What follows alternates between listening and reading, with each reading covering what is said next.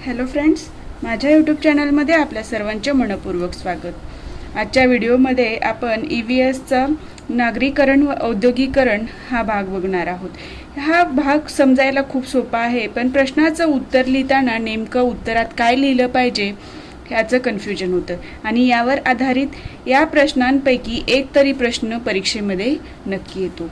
तर आपल्याला या चॅप्टरमध्ये बघायचे प्रदूषणाचे प्रकार, नागरीकरण, औद्योगिकरण यावर आधारित जे कुठले प्रश्न येतील ते जर इंडिव्हिज्युअल विचारला प्रकार तर त्याचं उत्तर कसं लिहायचे आणि एकत्र विचारलं तर त्याचे उत्तर लिहिताना कोणत्या घटकांना महत्त्व द्यायचे ते आज आपण बघणार आहोत. त्यापूर्वी तुम्ही चॅनलवर नवीन असाल आणि चॅनलला अजूनही सबस्क्राईब केलेलं नसेल तर सबस्क्राईब करून घ्या, जेणेकरून तुम्हाला व्हिडिओचे नोटिफिकेशन्स मिळतील आणि व्हिडिओ लवकरात लवकर पाहता येईल. आता बघा, प्रदूषण म्हणजे काय? प्रदूषणाचे विविध प्रकार स्पष्ट करून प्रदूषणाची प्रमुख कारणे स्पष्ट करा. आता प्रदूषण म्हणजे काय हे आपल्याला सगळ्यांना माहिती आहे, पण ते शब्दांमध्ये व्यक्त करताना कन्फ्युजन होतं. तर प्रदूषणाची ही व्याख्या लक्षात ठेवा. पर्यावरणात निर्माण होणाऱ्या किंवा केल्या जाणाऱ्या, म्हणजे पर्यावरणात जे काही आपण बदल निर्माण होतात किंवा आपण बदल घडवून आणतो, म्हणजे बदल निर्माण होणाऱ्या किंवा केल्या जाणाऱ्या अपायकारक पदार्थांना दूषितके म्हणतात. इथे महत्त्वाचं काय? दूषितके. आणि या दूषितकांमुळे पर्यावरण दूषित होण्याच्या क्रियेला प्रदूषण म्हणतात. लक्षात आलं? तर दूषितके म्हणजे काय? पर्यावरणात निर्माण होणारे किंवा निर्माण केले जाणारे अपायकारक घटक, त्यांना प्रदूषके किंवा दूषितके म्हणतात. दूषित होणारे करणारे घटक म्हणजे दूषितके. प्रदूषके म्हणजे प्रदूषण घडवून आणणारे घटक. या दूषितकामुळे किंवा प्रदूषकामुळे पर्यावरण दूषित होतं. या क्रियेला काय म्हणलं जातं? प्रदूषण म्हणलं जातं. आणि हीच व्याख्या तुम्ही लक्षात ठेवा. एवढं पाठांतर केलं तरी बस झालं. आता याच्या पुढचे तुम्हाला भाग येतात प्रदूषणाचे प्रकार. आता प्रदूषणाचे प्रकार किती? प्रदूषणाचे आपण जेवढे प्रकार विचारात घेऊ तेवढे जास्तीत जास्त बनत जातील त्याचे उपप्रकार. पण प्रामुख्याने प्रदूषणाचे जलप्रदूषण, ध्वनी प्रदूषण, भूप्रदूषण आणि हवा प्रदूषण हे प्रकार आहेत. पण पुस्तकामध्ये जास्त भर दिलेला आहे ह्या दोन भागावर. ठीक आहे, पण प्रदूषणाचे प्रकार किती व कोणते म्हटल्यानंतर तुम्ही हे प्रदूषणाचे प्रकार लिहायला हवे. आता हे जलप्रदूषण म्हणजे काय आपण पुढे बघूया. ध्वनी प्रदूषणाच्या पुस्तकामध्ये परत उपप्रकार दिले आहेत. औद्योगिक ध्वनी प्रदूषण, वाहतुकीद्वारा ध्वनी प्रदूषण आणि सामाजिक ध्वनी प्रदूषण. भूप्रदूषण आणि हवा प्रदूषण हे कसं घडतं आणि याची कारणं काय आहेत? प्रत्येकाची कारणं वेगवेगळी लिहायची आहेत तुम्हाला. जलप्रदूषण लिहिलं तर जलप्रदूषण म्हणजे काय, त्याचं कारण काय आणि जलप्रदूषण होऊ नये म्हणून उपाय काय केले पाहिजेत, या पद्धतीने तुम्हाला उपाय विचारला तर उपाय पण लिहिला पाहिजे. लक्षात आलं? इथे आपल्याला कारणे विचारलेलं आहे प्रश्नामध्ये. आता बघा, जलप्रदूषण म्हणजे काय? तर जलप्रदूषण म्हणजे पाणी दूषित होणे होय. आता पाणी दूषित होतं म्हणजे काय होतं? जलप्रदूषणामुळे काय होतं? पाण्याचा रंग बदलतो, पाण्याची चव बदलते, पाणी पिण्यासाठी किंवा शेतीसाठी काय असतं? धोकादायक बनतं. म्हणजे रंग बदलला बघा, गढूळ पाणी असेल, पाऊस पडल्यानंतर आपण काय म्हणतो? पाण्याचा रंग बदलला. चव बदलते, आपण पाणी पिल्यानंतर लक्षात येतं की पाणी खारट लागतं, तुरट लागतं किंवा चव चांगली आहे. म्हणजे हे सर्व घटक कशामुळे घडतात? तर हे जलप्रदूषणामुळे हे पाण्यामध्ये बदल होतात. हे तुम्हाला परीक्षेमध्ये नमूद करायचंच आहे. आता या जलप्रदूषणाची कारणे कोणती? तर कारणे आहेत, भरपूर कारणे आहेत. त्यातली तुम्हाला कमीत कमी 4 ते 5 कारणे परीक्षेमध्ये लिहिणं अपेक्षित आहे. सांडपाणी जलाशयात व नद्यात सोडणे. जे काही सांडपाणी बनतं, गावातलं असू द्या किंवा घरातलं सांडपाणी जरी असलं तर आपण काय करतो? बाजूला नदीत ओढा असेल तर तिथे आपण ते पाणी सोडून देतो. किंवा आता याच्या व्यतिरिक्त ग्रामीण भागामध्ये नद्यांमध्ये जनावरं धुतले जातात, गाई म्हशी, त्याच्यामुळेही जलप्रदूषण होतं. आता कारखान्यातील प्रदूषके अपद्रव्य कसे? घन, द्रव व वायू या स्वरूपातून पाण्यात मिसळली जातात. म्हणजे कारखाने जे आहेत त्याच्यामधून हवा प्रदूषित होते. त्याच्यामुळे काय होतं? हा वायू झाला आणि हवा प्रदूषित झाली आणि पाऊस पडला तेव्हा हे हवेतील प्रदूषित घटक पाण्यामध्ये मिसळतात आणि जमिनीवर परत येतात. त्यामुळे ते पाणी पाऊस तर सगळीकडे पडतो, नदीत पडला, जलाशयात पडला, महासागरात पडला, त्यामुळे काय होतं, जलप्रदूषण घडून येतं. जलवाहतुकीद्वारे होणारी इंधन गळती. आता बघा, महासागरातून जहाजांच्या द्वारे काय केलं जातं, इंधनांची वाहतूक केली जाते. जर ते जहाज फुटलं किंवा इंधन गळती झाली तर काय होतं, जलप्रदूषण घडून येतं आणि ते इंधन गळती झालेली पूर्वपदावर येण्यासाठी खूप काळ जातो. कीटकनाशके, अयोग्य वस्तू यांचा पाण्यातील प्रवेश व प्रसार, किरणोत्सर्गी पदार्थांचा जलाशयात निचरा. आता बघा, हे जे किरणोत्सारी पदार्थ आहेत, जसं की ॲटॉमिक रिसर्च सेंटरमध्ये असू द्या किंवा अणुऊर्जा प्रकल्पामध्ये जे निर्माण होणारे टाकाऊ घटक आहेत किरणोत्सारी पदार्थ, ते काय करतात, जलाशयामध्ये ते टाकून दिले जातात. त्याचा निचरा केला जातो, पेटीमध्ये बंद करून ते जलाशयात सोडले जातात. पण जर ते पेटी उघडली गेली तर पाणी प्रदूषित होतं. याच्या मागे हे कारण आहे. आणि मानवी क्रियांमुळे जलप्रदूषण होते. आपण तर कुठलीही क्रिया म्हणजे जसं की काही लोक नदीच्या कडेला शौचाला बसतात, मग काय होतं, पाऊस पडला की ते वाहत पाणी नदीमध्ये जातं, त्या प्रकारे जलप्रदूषण होतं. म्हणजे भांडे धुतात, गावाकडे लोक नदीच्या किनाऱ्यावर बसून कपडे धुतात, या क्रियांमुळेही जलप्रदूषण होतं. तर तुम्हाला जलप्रदूषण काय, जलप्रदूषणाची कारणे काय आणि उपाय काय जर विचारला तर उपाय काय लिहायचंय, या ज्या कारणं आहेत ह्या कारणं टाळण्यास, या कारणामुळे जलप्रदूषण होतं, तर हे न करणं हे काय होतील, त्याच्यावरचे उपाय होतील. लक्षात आलं. आता आपण पुढचा भाग बघणार आहोत, ध्वनी प्रदूषण. आता ध्वनी प्रदूषणामध्ये काय लिहायचंय तुम्हाला, तर ध्वनी प्रदूषण म्हणजे काय, तर नको असलेला ध्वनी म्हणजे गोंगाट असतो. हा गोंगाट जो होतो त्यामुळे काय होतं, ध्वनी प्रदूषण वाढतं. ध्वनी प्रदूषण ही पूर्णतः अखिल मानवी समाजाची मानवनिर्मित समस्या आहे. ध्वनी प्रदूषण हे निसर्गतः होतं का, नाही, तर ती समस्या जी आहे या ध्वनी प्रदूषणाची ती कशी आहे, मानवनिर्मित आहे आणि पूर्णतः अखिल मानवी समाजासाठी म्हणजे सगळ्या जगामध्ये हा ध्वनी प्रदूषणाची समस्या निर्माण झालेली आहे. याची कारणं काय आहेत, तर औद्योगिकरण, वाहतूक आणि सामाजिक कार्यक्रम ही ध्वनी प्रदूषणाची कारणे आहेत. औद्योगिकरण म्हणजे काय, कारखान्यामध्ये मोठे मोठे प्रकल्प चालवले जातात आणि त्याच्यातून मशीन्सचा जो आवाज होतो त्यामुळे औद्योगिकरणामुळे ध्वनी प्रदूषण. वाहतूक, वाहनांचा आवाज. सामाजिक कार्यक्रम, जसं की एखादी जत्रा आहे किंवा आपण म्हणलं की एखादा सप्ताह वगैरे आहे गावामध्ये, तर काय केलं जातं, मोठा माईक लावला जातो, यामुळे ध्वनी प्रदूषण होतं. लक्षात आलं, ही ध्वनी प्रदूषणाची कारणे आहेत. तसंच तुम्हाला लिहायचंय भूप्रदूषण. भूप्रदूषणाची कारणे कुठली आहेत, वायू प्रदूषण. वायू प्रदूषण म्हणजेच हवा प्रदूषण आहे, हे लक्षात घ्या. या प्रकारे तुम्हाला त्याची उत्तरं लिहायची आहेत. आता ध्वनी प्रदूषणाच्या विविध परिणामांची चर्चा करा. आता ह्या ध्वनी प्रदूषणाचे परिणाम विचारलेले आहेत प्रश्नामध्ये. तर ध्वनी प्रदूषणाचे आपण प्रकार बघितले, औद्योगिक ध्वनी प्रदूषण, वाहतुकीमुळे ध्वनी प्रदूषण आणि सामाजिक ध्वनी प्रदूषण, बरोबर आहे.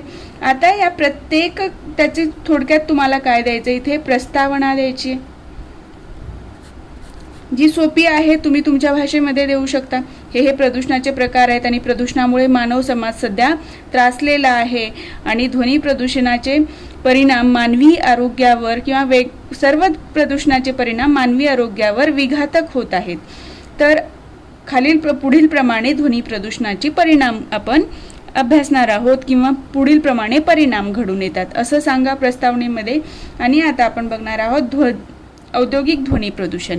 आणि या औद्योगिक ध्वनी प्रदूषणाचे परिणाम कोणते आहेत, तर औद्योगिक ध्वनी प्रदूषणाचे परिणाम काय होतात, उद्योगधंद्यामध्ये, कारखान्यामध्ये काम करणारे कामगार असतात, तिथे मशीन्सचा आवाज तर मोठा असतो, तर काम करणारे जे कामगार आहेत त्यांना काय त्रास होतो त्या याच्यामध्ये औद्योगिक ध्वनी प्रदूषणामध्ये येणार आहे.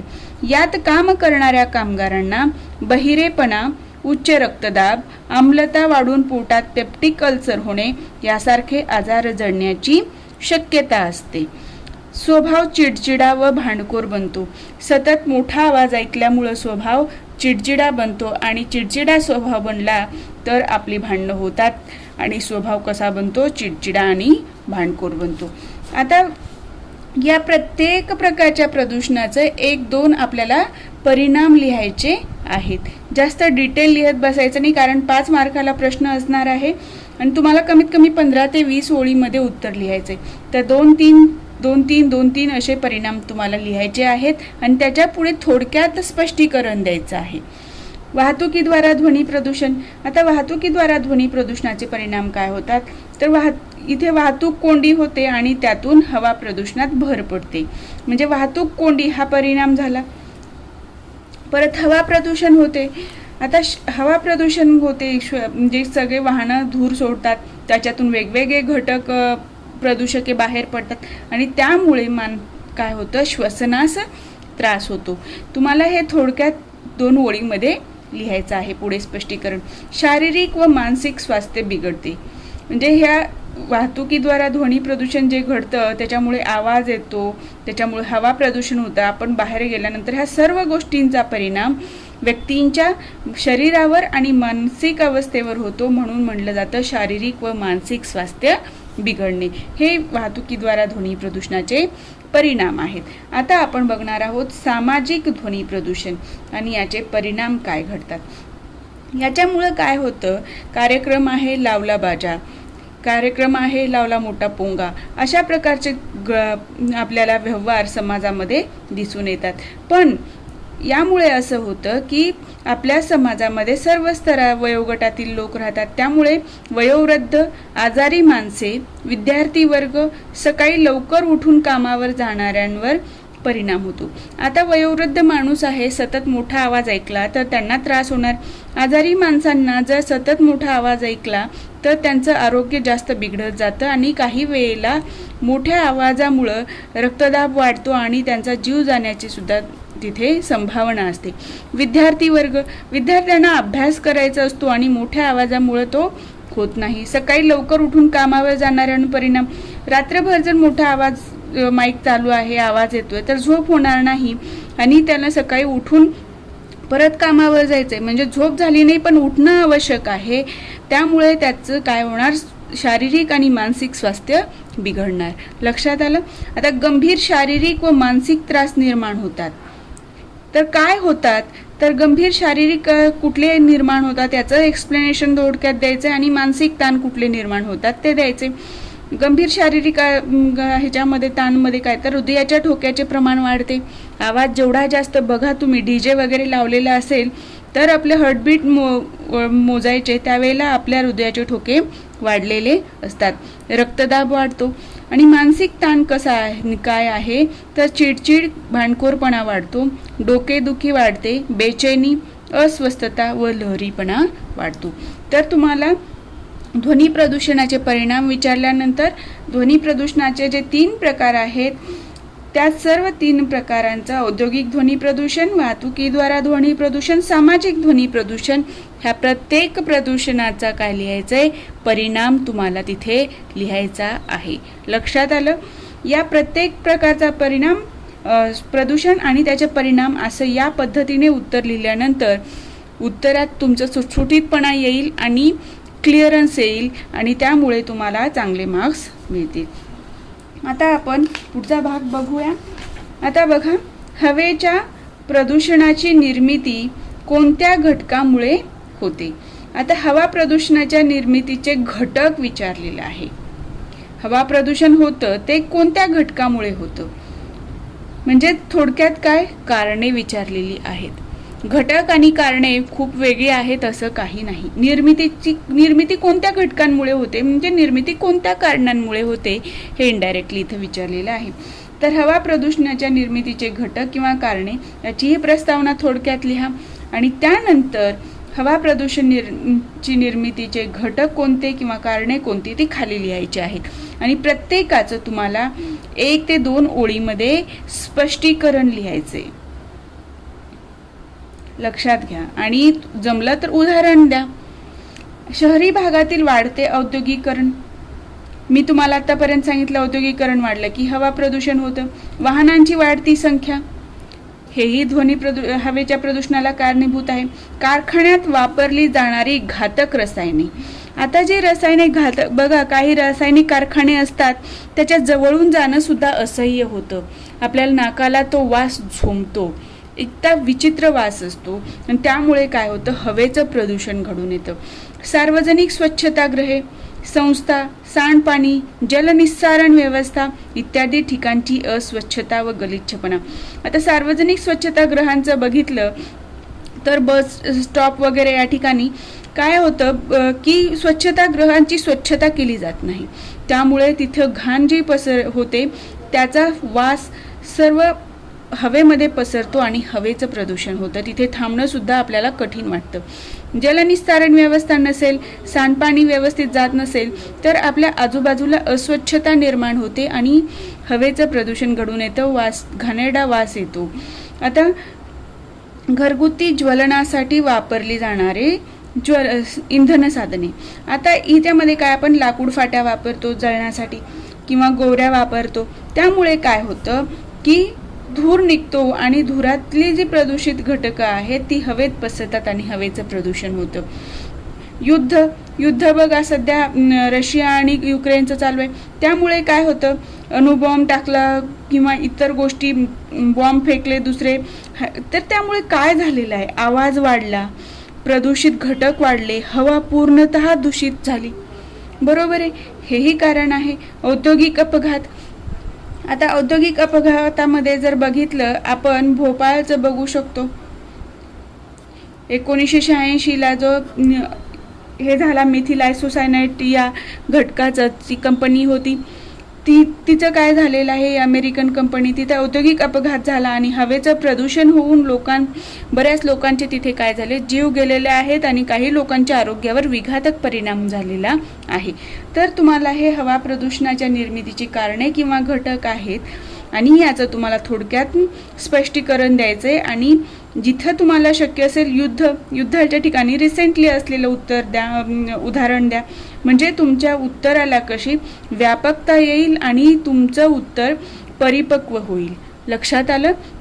आता आपण यापुढे कुठला प्रश्न येऊ शकतो किंवा यावर ऑब्जेक्टिव्ह प्रश्न कुठले येतात ते बघणार आहोत. ही माहिती खूप महत्त्वाची आहे, कारण काय बघा, प्रत्येक भाग आहे तो प्रत्येक क्वेश्चन 5-5 मार्काला विचारला जातो, पण एक प्रश्न असा आहे की ज्यामध्ये 5 मार्काला प्रश्न आहे आणि ते 5ही प्रश्न जर आले आहेत ऑब्जेक्टिव्ह, म्हणजे एका वाक्यात उत्तरे लिहा, तर त्या ठिकाणी जर असं प्रश्न आला आणि ह्या गोष्टी तुम्हाला माहीत असल्या तर ही कसे वस्तुनिष्ठ माहिती आहे आणि ही माहिती तुम्हाला ह्याच परीक्षेत नाही तर आपल्या दैनंदिन जीवनामध्ये सुद्धा उपयोगी पडणारी आहे. आणि त्यासोबतच जर तुम्ही कॉम्पिटेटिव्ह एक्झाम देणार असाल, तलाठी भरती आहे, पोलीस भरती आहे किंवा ग्रामसेवकाची परीक्षा आहे, क्लर्कची परीक्षा आहे, या परीक्षांमध्ये सुद्धा तुम्हाला उपयोगी पडतं. म्हणजे फक्त आपण अभ्यास करतोय आणि फक्त परीक्षा देतोय इथंपर्यंतच नाही, तर जेव्हा आपण अभ्यास करतो तेव्हा ती माहिती आपल्याला पुढे उपयोगाला येणार आहे, याचं भान ठेवून अभ्यास करायचा आहे. लक्षात आलं? तर या चॅप्टरमधले औद्योगिकरण व नागरीकरण या चॅप्टरमधले हे मी जे सांगणारे पॉईंट आहेत ते खूप महत्त्वाचे आहेत. जर तुमची ऑब्जेक्टिव्ह परीक्षा झाली तर यापैकी निश्चित 2 ते 3 प्रश्न तुम्हाला येतीलच, आणि जर तुम्हाला ऑब्जेक्टिव्ह प्रश्न परीक्षेमध्ये विचारले तर त्यातला एखादा प्रश्न तरी येणं पॉसिबल आहे, त्यामुळे यावर तुम्हाला थोडंसं लक्ष केंद्रित करायचं आहे. भारतातील हवेच्या गुणवत्तेची प्रमाणे कोण ठरवतं, तर केंद्रीय प्रदूषण नियंत्रण संस्था ही जी संस्था आहे केंद्र स्तरावर, ती भारतात काय करते, हवेच्या गुणवत्तेची प्रमाण ठरवते. हवेची गुणवत्ता कशी आहे, चांगली आहे, वाईट आहे, त्या ठिकाणी माणूस जगू शकतो किंवा नाही. दिल्लीची बघा आपण नेहमी ऐकतो की हवेची गुणवत्ता घसरली, तर हे जे काही मोजमाप आहे, प्रमाण आहे, ते कोण ठरवतं, तर केंद्रीय प्रदूषण नियंत्रण संस्था ठरवते. आता 1960 पासून सल्फर डायऑक्साईडला काय लिहिलं जातं? SO2. जर तुम्हाला फक्त SO2 असं लिहिलं आणि सल्फर डायऑक्साईड नाही लिहिलं तर हे माहीत असायला हवं. 1960 पासून सल्फर डायऑक्साईड एक महत्त्वाचे प्रदूषक म्हणून ओळखले जाते. यापूर्वी 1960 पूर्वी सल्फर डायऑक्साईडला प्रदूषक म्हणून मान्यता नव्हती, तर प्रदूषक म्हणून घोषित झालं 1960 पासून. हा प्रश्न ऑब्जेक्टिव्हमध्ये रिकाम्या जागात येऊ शकतो. ध्वनीची तीव्रता डेसिबल. डेसिबल म्हणजे डी स्मॉल बी कॅपिटल मध्ये मोजले जातात, हे एकक असं लिहिलं जातं. लक्षात आलं? हा खूप महत्त्वाचा आहे. आता बघा, प्रत्येकाच्या आवाजाची एक तीव्रता आहे, ती किती असली पाहिजे आणि किती असते याचं तुम्हाला हे मोजमाप असतं. यावर पेपरमध्ये प्रश्न येऊ शकतो की रिकामे जागा किंवा एखादा तक्ता दिला जाऊ शकतो तुम्हाला आणि प्रत्येकाची तीव्रता किती असेल किंवा जोड्या लावा, यामध्ये हा प्रश्न येण्याची शक्यता आहे. तर पक्ष्यांचे कुंजन याचा तीव्रता किती असते? 20 डेसिबल. घर व ग्रंथालयात आवाज किती असतो? 34 डेसिबल. रेडिओ TV याची तीव्रता किती असते? 50 ते 55 डेसिबल. Typewriter 55 decibel. वाहनांचा आवाज 80 ते 85 डेसिबल. ध्वनिवर्धक 80 ते 105 डेसिबल. लक्षात आलं? आणि मानव सहजासहजी 86 डेसिबल क्षमतेपर्यंतचा आवाज सहज सहन करतो. त्यापेक्षा जास्त तीव्रतेचा आवाज मानवाला त्रासदायक वाटतो. लक्षात घ्या, हा प्रश्न नेहमी परीक्षेमध्ये येतो. आता 26 जुलै 2005 या दिवशी मुंबईमध्ये काय झालं? खूप पाऊस पडला, ढगफुटी झाली आणि 24 तासात 994 मिलीमीटर पाऊस पडला. ही फॅक्च्युअल माहिती आहे, किंवा 994 किंवा 995 मिलीमीटर या दोन्हीपैकी एक ऑप्शन येऊ शकतो. लक्षात आलं? ही माहिती तुम्हाला लक्षात ठेवायची आहे. आता 1972ला स्टॉकहोम येथे पर्यावरण विषयक परिषद झाली, जी अतिशय महत्त्वाची होती. आणि इथेच काय झालं? 5 जून हा काय झाला? पर्यावरण दिन म्हणून साजरा करण्याचं घोषित झालं. लक्षात आलं? कोणत्या परिषदेमध्ये पर्यावरण दिन साजरा करण्याची घोषणा करण्यात आली किंवा ठरवण्यात आला जर असा प्रश्न विचारला तर 1972ची स्टॉकहोम परिषद. लक्षात आलं? आणि ही परिषद कशाविषयी होती? पर्यावरण विषयक होती स्टॉकहोम परिषद. आणि ती कोणी घेतली? UN तर्फे. UN म्हणजे युनायटेड नेशन्स. लक्षात आलं? आता बघू संयुक्त राष्ट्रसंघ मराठीमध्ये. आता पुढे काय आहे बघा, कायदे जे आहेत पर्यावरण विषयक त्याचा आपण अभ्यास करणार आहोत. तर पर्यावरण विषयक कायद्यामध्ये काय सर्वात महत्त्वाचा 1986चा पर्यावरण संरक्षण कायदा आहे. तुम्हाला हा प्रश्न जोड्या लावामध्ये येऊ शकतो. 1986 पर्यावरण संरक्षण कायदा, 1981 हवा प्रदूषण नियंत्रण कायदा, 1974 जल प्रदूषण नियंत्रण कायदा. ह्या 3 कायदे दिले जातील आणि तुम्हाला पुढे जोड्या लावासाठी इयर दिले जातील. त्यामुळे पाठ करताना लक्षात ठेवायचं 74 पासून सुरू करायचं. 74, 81, 86. आधी काय झालं? जल, नंतर काय झालं? हवा, नंतर पर्यावरण. बघा, हे लक्षात ठेवण्यासाठी काय करायचं?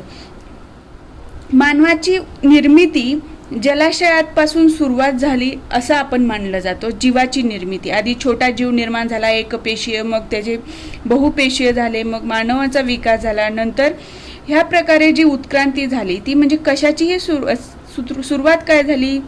मानवी जीवनाची जलापासून. म्हणून 1984, 81, 86. आता बघा, आता इथे कितीचा फरक आहे? 5 वर्षाचा, बरोबर. आता इथे कितीचा फरक आहे?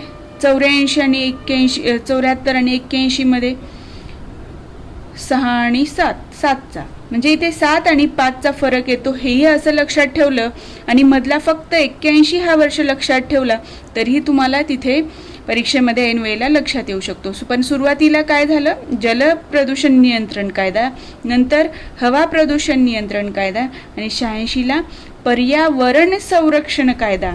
नियंत्रण कायदा नाही तर संरक्षण कायदा. हे शब्द खूप महत्त्वाचे आहेत आणि अशा प्रकारे फसवणूक होते. पर्यावरण नियंत्रण कायदा असं देऊ शकतात, पण तो पर्यावरण नियंत्रण कायदा नसून पर्यावरण संरक्षण कायदा आहे, हे लक्षात ठेवलं पाहिजे.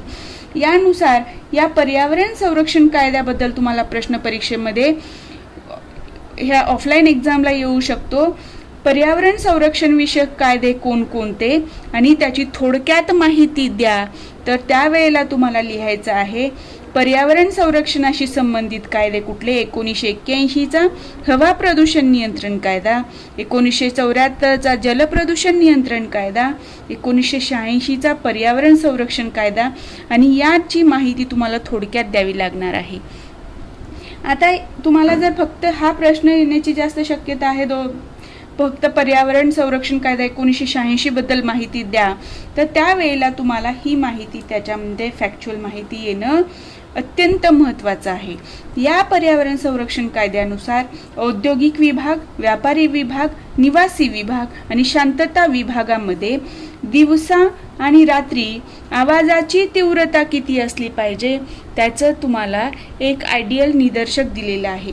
तर औद्योगिक विभागामध्ये दिवसा 75 डेसिबल, रात्री 70 डेसिबल. बघा, व्यापारी 65 दिवसा, 55 रात्री. निवासी विभाग 55 दिवसा, 45 रात्री. शांतता विभागामध्ये दिवसा 50 आणि रात्री 40 डेसिबल. आता इथे रात्री प्रत्येक वेळेला इथे कसं आहे, तीव्रता कमी आहे कंपॅरिझनली दिवसाच्या. लक्षात आलं? म्हणजे इथे कितीचा फरक पडला बघा. इथे 5चा फरक पडला, इथे 5चा फरक पडला, इथे 10चा फरक पडला, इथे 10चा फरक पडला. म्हणजे तुम्ही औद्योगिक, व्यापारी, निवासी, शांतता असं लक्षात ठेवलं आणि 75 इथे असं 75, 65, 55, 50 आणि इथे हे लक्षात ठेवलं की 5-10चा फरक आहे, तर हे तुम्हाला रात्रीचं लक्षात ठेवण्याची आवश्यकता भासणार नाहीये. लक्षात आलं? आता बघा, हॉस्पिटल, कोर्ट आणि शाळा याच्यापासून काय आहे, 100 मीटरच्या आत आपल्याला फटाके उडविण्यास किंवा ध्वनिवर्धकावर बंदी घातलेली आहे. आपल्याला प्रश्न येऊ शकतो ऑब्जेक्टिव्ह की या दवाखाना, कोर्ट आणि शाळा याच्या आजूबाजूच्या किती मीटरच्या अंतरापर्यंत आपण फटाके वाजवू शकत नाही किंवा ध्वनिवर्धक लावू शकत नाही. तर 100 मीटर हे मीटरमध्ये आहे. काही वेळेला तुम्हाला चकवण्यासाठी किलोमीटरमध्ये पण दिलं जातं ऑप्शन. तर हे काय आहे, मीटर आहे, लक्षात ठेवा. भारतात पर्यावरणाबद्दलचे दावे हाताळणारे एकमेव व पहिले उच्च न्यायालय कोलकाताला आहे. हा खूप महत्त्वाचा भाग आहे.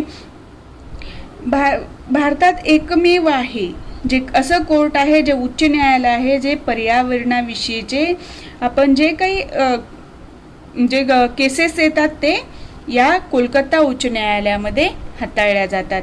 आणि भोपाळ वायू गळती जी भारतामध्ये घडलेलं हवा प्रदूषणाचं एक खूप मोठं म्हणजे युनियन कार्बाईड नावाची जी कंपनी होती अमेरिकन, तिथे मिथेन आयसोसायनाईडचा गळती झाली आणि ही घटना घडली 1986ला आणि तिथे बरेच लोकांचा जीव गेला आणि त्यानंतरही अजूनपर्यंत तिथल्या मानवी जीवनावर या गोष्टीचा परिणाम झालेला दिसतो. तिथल्या लोकांमध्ये विकृती आली, नंतर जन्माला येणारे बाळांमध्ये शारीरिक व्यंग निर्माण झालेले आहेत. तर भोपाळ वायू गळतीवर थोडक्यात माहिती द्या असा प्रश्न तुम्हाला येण्याची शक्यता आहे. त्यामुळे ही गोष्ट सुद्धा तुम्हाला लक्षात ठेवायची आहे. लक्षात आलं?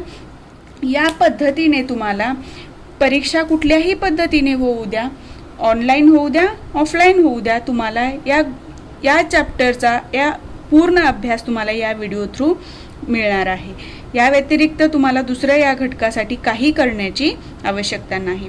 आज आपण इथेच थांबूया. तुम्हाला जर माझा हा व्हिडिओ आवडला असेल तर व्हिडिओला लाईक करा. चॅनलवर नवीन असाल तर चॅनलला सबस्क्राईब करायला विसरू नका.